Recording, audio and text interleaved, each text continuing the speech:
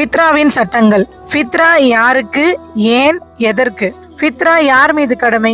மோமீன்களான அடிமை சுதந்திரமானவர்கள், ஆண்கள், பெண்கள், பெரியவர்கள் மற்றும் சிறியவர்கள் மீது கடமையாக்கினார்கள் நபி ஸல்லல்லாஹு அலைஹி வஸல்லம் அவர்கள். எதற்கு இந்த ஃபித்ரா? நோம்பாளியிடமிருந்து ஏற்படக்கூடிய வீணான காரியங்களை விட்டும் நோம்பாளியை தூய்மைப்படுத்தவும் ஏழைகளுக்கு உணவாகவும் ஃபித்ரா தர்மம் விதிக்கப்பட்டது. ஃபித்ரா எப்போது கொடுக்க வேண்டும்?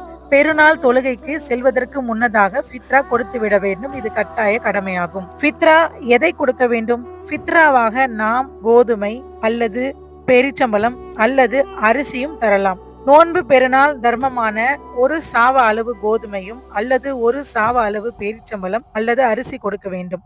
ஷாஃபி மதுஹபின் படி பொருட்களை மட்டுமே ஃபித்ரா கொடுக்க வேண்டும். ஹனஃபி மதுஹபின் படி பொருளாகவோ பணமாகவோ ஃபித்ரா கொடுக்கலாம். எவ்வளவு கொடுக்க வேண்டும்? ஃபித்ரா ஒரு சாவ அளவு. அப்படி என்றால் நம்முடைய இரு கைகளையும் சேர்த்து அள்ளினால் எவ்வளவு கொள்ளுமோ அந்த அளவு 4 மடங்கு. கிலோ கணக்கில் பார்த்தால் சுமார் 2.5-3 கிலோ அளவுக்கு கணக்காகும். இது அவரவர்கள் மஹல்லாக்களில் இருக்கக்கூடிய இமாம்களிடம் கேட்டு அளவுகளை தெரிந்து கொள்ளலாம். தொழுகைக்கு பிறகு ஃபித்ரா கொடுக்கலாமா?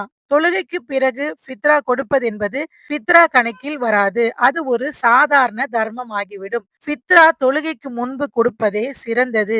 இன்னும் ஒரு நாள் முன்னாடி கொடுத்து விட்டாலும் பரவாயில்லை.